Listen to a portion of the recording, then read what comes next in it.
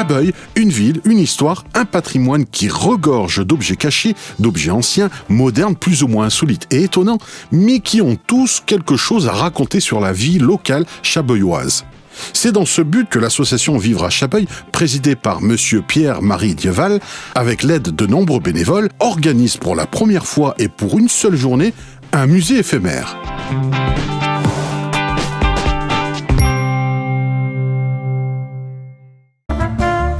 Accompagné par des membres de l'association Vivre à Chabeuil et de monsieur Hervé Mariton, député de la Drôme, monsieur Pierre-Marie Dieval déclare ouvert le premier musée éphémère de Chabeuil au Cirque de Marche.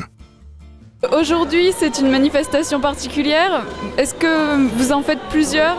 Alors, on avait fait un bal des Nigauds pour rigoler une année. On fait chaque année un grand vide-grenier dans le centre ancien. Et là, c'est la première fois que nous faisons un musée éphémère participatif. Le principe, c'est que les personnes habitant la commune ou ses environs apportent un objet en racontant une histoire locale. Donc on peut tout avoir, quelque chose de très très ancien comme quelque chose de moderne. Ce qu'il faut, c'est raconter une histoire sur la vie d'ici, sur le patrimoine de fait. Un musée qui compte 35 objets. Chacun des propriétaires ont bien voulu montrer, raconter son histoire pour un instant unique. Protège-doigts utilisé dans les années 70 par les lavandières espagnols venus travailler dans le Haut-Diois. Il sert à ramener la touffe de lavande que la faucille coupe en passant sous le protège-doigts. Alors comment ça s'appelle cette machine ? C'est un motoculteur à direction. D'accord. Il a les roues directrices. Il a inversé des problèmes qui se fait maintenant. Les roues étaient fixes, bâties fixes. Et celui-là, les roues sont orientables. C'est moi qui l'ai inventé complètement. Je l'ai fait en pièces détachées. J'ai mis 2 ans pour le faire. Alors, c'était en 70, 69. Vous voyez, ça fait 45 ans.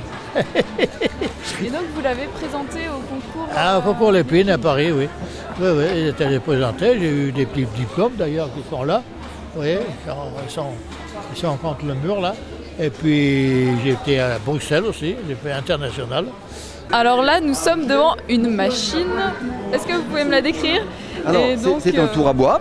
Et ce tour à bois, il a, je dirais, 3 particularités. La première particularité, c'est que c'est un tour à bois qui était fabriqué exprès pour faire des filets. Et donc, quand on regarde chez Diderot et d'Alembert, c'est pour les faiseurs d'instruments à vent. Donc, des gens qui ont besoin d'assembler des pièces. Ça, c'est la première particularité. La deuxième particularité, c'est qu'il marche avec une pédale. Hein.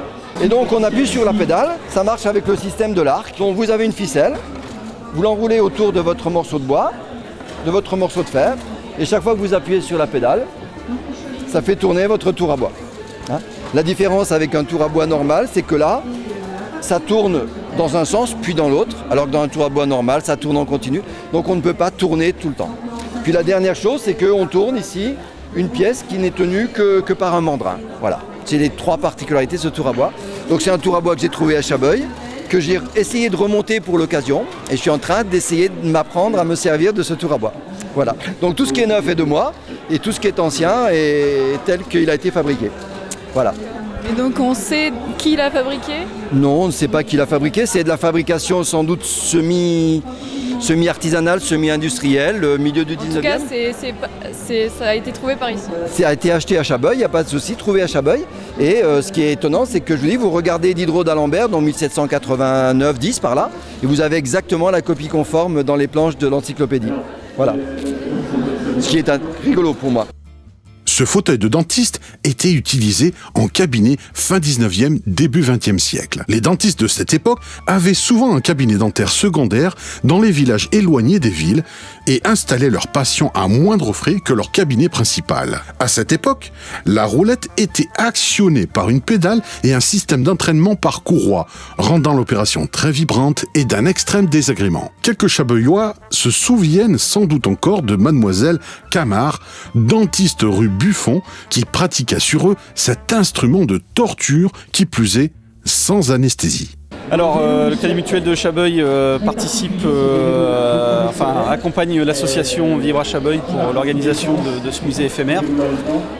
Tout d'abord parce que l'association est cliente de la Caisse de Crédit Mutuel. D'autre part, l'originalité du projet nous a conduit à soutenir l'association dans ce bel événement. Alors, présentez-nous cet atelier-là.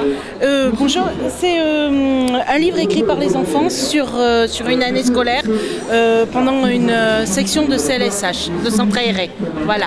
Donc les enfants de Chabeuil ? Oui, des enfants de Chabeuil, âgés de 6 à 11 ans, voilà, qui ont été pris avec une équipe d'animation pour créer un projet. Donc ils ont créé le projet de A à Z.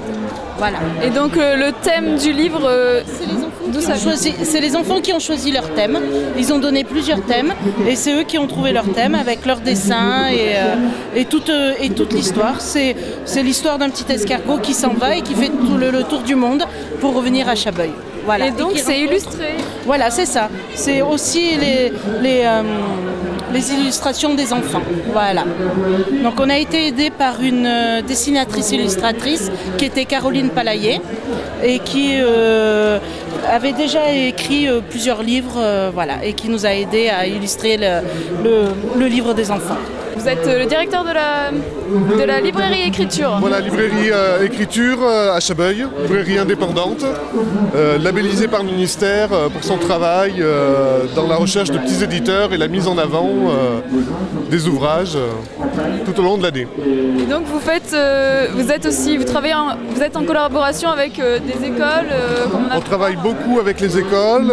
Dernièrement, on a exposé un auteur jeunesse, Lionel Le Néouanic, auteur au niveau national. On a des écoles qui sont venues voir cette exposition. Donc on travaille beaucoup avec les écoles, on travaille beaucoup avec les associations.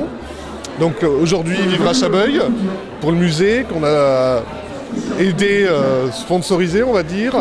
On travaille en relation avec les rencontres de la photo à Chabeuil, où on fait une exposition photo chaque année.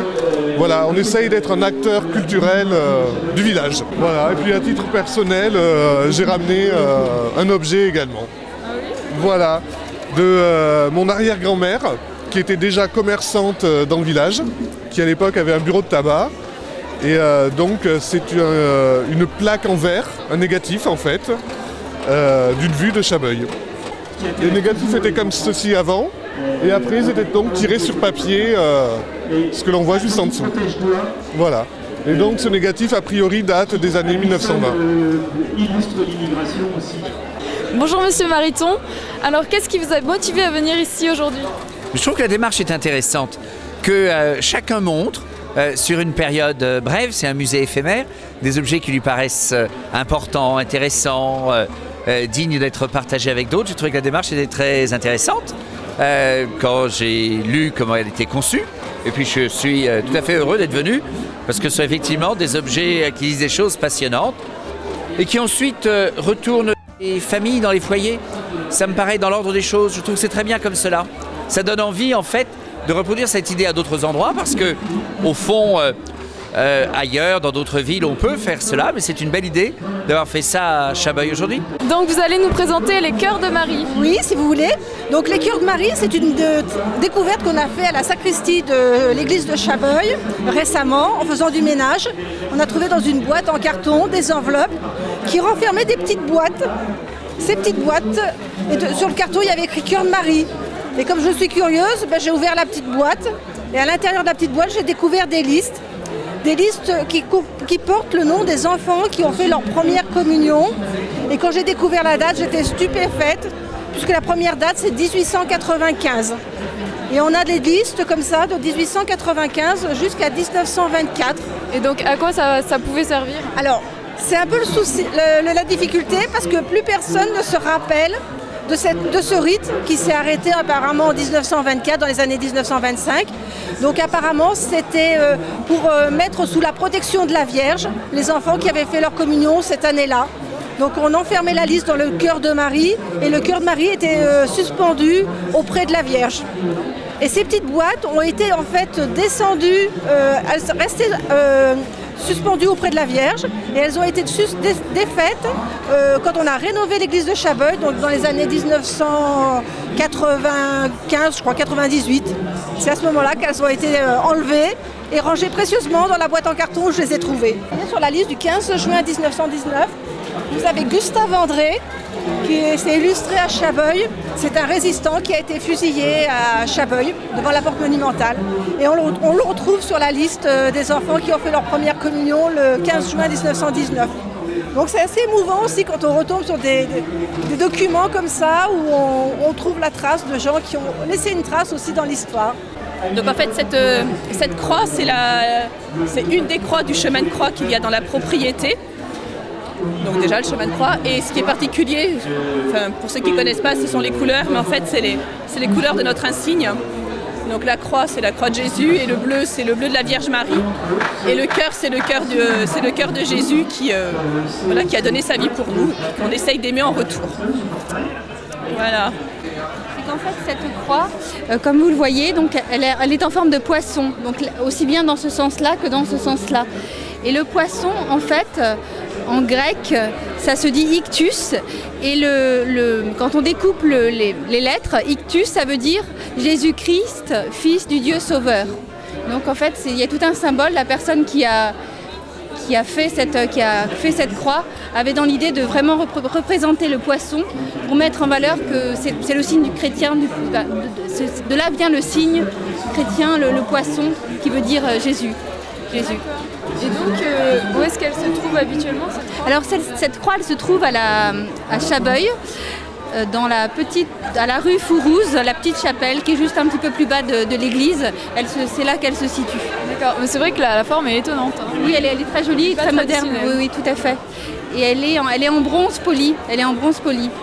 Alors, nous sommes deux Chabeuilloises qui réalisons chaque année un costume vénitien pour porter au carnaval de Venise, mais aussi à d'autres carnavals de France. Par exemple, Annecy, Remiremont, Martigues, mais il y en a tout plein des carnavals, des petits comme des grands. Il y a Beauvoir-en-Royan aussi, par exemple, qui est tout près d'ici. Donc, l'idée de départ, on choisit un thème, une couleur de tissu, et puis il n'y a plus qu'à, quoi. Qu'est-ce qui vous plaît dans les carnavals ? Alors, ce qui nous plaît dans le carnaval, c'est l'ambiance, le côté mystérieux, magique. Et puis, c'est la réalisation de la robe, quoi, la création du costume. Pouvoir entrer dans une autre époque. Voilà, entrer dans une autre époque, prendre une autre personnalité, peut-être aussi. Et donc c'est vous qui les portez, les costumes ? Ah oui, bien sûr. Donc nous sommes deux de Chabeuil. Donc ma camarade qui a porté le papillon et moi j'ai porté le bateau. D'accord. Et donc, ça met combien de temps alors à se faire ? Alors la réalisation, faut compter 200 à 300 heures. Donc on se réunit de temps en temps, les week-ends, en principe 2 week-ends par mois, à la MJC de la Voulte qui nous abrite, qui nous accueille. Donc là on échange nos idées, nos techniques pour progresser dans la réalisation du costume. Alors les tissus, ce sont des satins, souvent de la doublure en fait, ou des voilages, de la soie, mais ça dépend des tissus que l'on peut trouver. Au départ, c'est surtout la couleur que l'on choisit. Et les tissus, vous les... Et on les achète sur les marchés, dans les magasins de tissus. Alors le lien avec Chabeuil, c'est que Chabeuil, la municipalité en fait, est dans une copie d'un palais de Florence. Donc c'est pourquoi il y a des costumes vénitiens à cette exposition. Alors devant nous avons des costumes folkloriques, est-ce que vous pouvez nous en parler ? Alors oui, nous sommes le groupe folklorique de Chabeuil et depuis 35 ans, nous essayons de conserver le patrimoine local, point de vue tout ce qui est costume, danse bien sûr. Et ça, c'est la dernière création de nos costumes qui a été réalisée il y a 5 ans et qui représente le costume de Valence. Donc avec le costume de la jeune fille de Valence dans les années 1870 pour partir au travail en fait. Et on ressent déjà beaucoup les influences provençales par les motifs. Je ne sais pas si vous connaissez la manufacture Val d'Rome avec avec des tissus anciens. Donc nous sommes beaucoup servis chez eux et pour reproduire en essayant le plus possible de se rapprocher des costumes d'époque. Donc ce sont des recherches que nous avons fait aux archives de Valence ainsi qu'à Grenoble pour reproduire ces costumes quasiment au mieux. Voilà, donc là nous sommes inspirés de plaquettes. D'accord. Et donc ils sont aussi utilisés pour danser ? Tout à fait, tout à fait. Donc est-ce qu'ils sont conçus différemment dans ce cas ? Alors non, nous avons essayé de reproduire comme ils étaient faits à l'époque et nous dansons bien sûr puisque l'association compte environ 70 membres et nous produisons en France, à l'étranger, lors de festivals, d'échanges folkloriques, de spectacles, voilà. Et comment s'appelle cette association ? Cabeolum Folk, Cabeolum voulant dire Chabeuil en latin. Alors avant on parlait le patois local de Chabeuil qui malheureusement ne se parle plus du tout et contrairement à la Bretagne ou à l'Alsace où là ça a pu être conservé, ici ça a évolué, plus personne ne le parle. Voilà, notamment dans la région de Valence. Après, quand on va en montagne, c'est beaucoup plus été conservé, comme d'ailleurs les costumes que l'on retrouve beaucoup plus en montagne, dans les greniers. Ici, il y a eu tellement de passages que voilà, très compliqué à poursuivre le patois. Alors nous sommes devant la chaise à porteur. Qu'est-ce que c'est ? C'est une chaise à porteur qui a été rachetée par moi-même il y a de ça 3 ans lorsque j'ai racheté une maison à Chabeuil. Cette chaise à porteur faisait le trajet entre Chabeuil et un village à une dizaine de kilomètres de Valence. Elle appartenait à une famille noble de Chabeuil. Et voilà, le monsieur faisait les trajets régulièrement pour régler ses affaires. Il avait une maison à la campagne qu'il... Voilà. D'accord, c'est bien, on montre le patrimoine local. Voilà, c'est vrai, je pense que c'est assez rare. Je n'en ai vu qu'une dans le département, c'est à Grignan, au château de Grignan. Alors, c'est un désherbeur thermique à ma droite. Qu'est-ce que c'est ? Alors, c'est un brûleur qui sert, un modèle 53, et qui sert à désherber les talus, à désinsectiser ou à désinfecter. Voilà, désinfecter des chenilles ou désinsectiser des étables. Donc vous l'avez découvert chez vous ou vous en êtes l'inventeur ? Non, je l'ai découvert chez moi au fond de la cave et je me suis demandé à quoi ça servait. Mais heureusement, il y avait le mode d'emploi. Et puis j'ai pu faire des recherches sur cet engin qui, évidemment, à l'époque servait surtout pour l'agriculture. Et puis j'ai essayé de m'en servir pour moi, à titre personnel, mais j'ai fait quelques petits dégâts parce que c'est une flamme de 40 cm de long qui est un peu puissant par rapport aux ouvrages de jardinage. Et puis ce modèle a permis aussi également de servir pour d'autres applications, notamment j'ai un témoignage d'un cheminot qui raconte en hiver 56 l'avoir utilisé pour dégeler les ballasts des chemins de fer. Donc c'était un engin qui était utilisé aussi pour la SNCF. Cet objet est ce qu'on appelait communément ici un porte-bombe et il nous a été livré le lundi 24 juillet 1944 entre 10h et midi. Et d'après les pronostics que j'ai entendus, il y aurait eu 30 000 bombes comme ça qui auraient été lâchées. D'outils anciens ou modernes à l'art, ce musée rassemble de nombreux objets plus ou moins historiques, étonnants ou insolites, tout comme ce ring, restauré par Cécile Garreit, Mon meuble à moi, Chabeuil, et ses gants et chaussons par Sylvie Royer, Créatypique, Chabeuil. Mistral TV, présent ce jour du 18 octobre 2015, pour vous faire vivre ou revivre cette belle journée éphémère pour le grand plaisir des passionnés d'histoire. Cet événement est entièrement autofinancé, aucun fonds public. C'est donc les habitants avec des sponsors locaux qui le financent. C'est important et c'est des bénévoles. Donc vous avez une banque, le Crédit Mutuel, vous avez un magasin informatique, vous avez un concessionnaire automobile, un expert comptable, enfin des mécènes qui sont venus vers nous. Et donc nous sommes complètement indépendants et c'est très important. Et sinon on peut faire un don.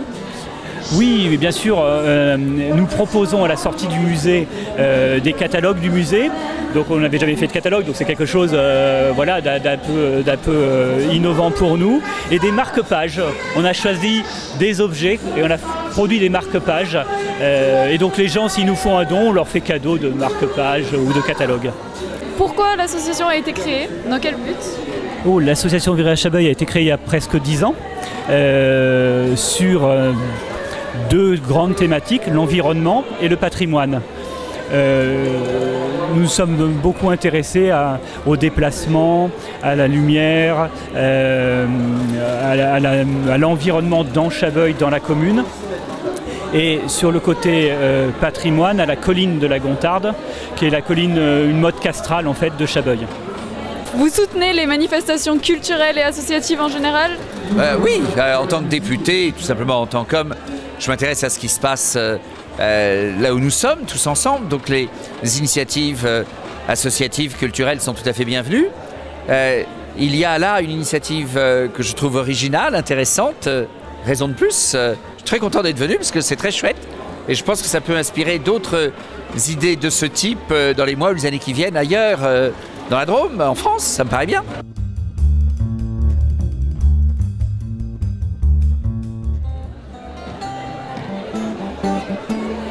Solstice, armistice, au froid de l'hiver, je rends les armes sous les dredons verts. Ça a son charme, marmotte je veux devenir, puissent les jours enfin grandir. Équinoxe, paradoxe, ça y est le printemps succède à l'hiver.